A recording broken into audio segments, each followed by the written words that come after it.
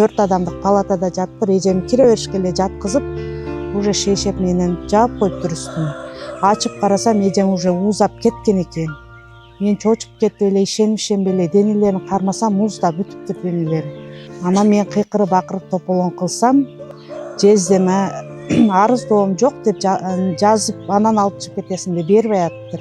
Арыздоом бар, эмнеге арыздоом жок? Менин жигарим бул. Мен жигаримден айрылып атам. Кандай арыздоом жок? Деп анан мен кыйкырып акырып тополоң кылып ошол жерде эмне кылсак, адамдар көбөйүп кетти эле, туугандар келип. Көбөйүп атат, булар ызылдап атат дейишип, экспертизага беребиз десек, бизге скорый чакырды. 1,5 саат болду да. Апамды ушинтип кармап отурчу, мен деле алдымда болчумун. Анан ошо ардемке уколдорду сайып атышты. Кийин мени муну алып кел, аны алып кел деп уколдорду жазып берип атты. Тиги апам уже үзүлүп кеткен экен. Алар аны айтпай эле каяктагы жоктарларды жазып берип, акам дарыканага жөнөтө беришкен да.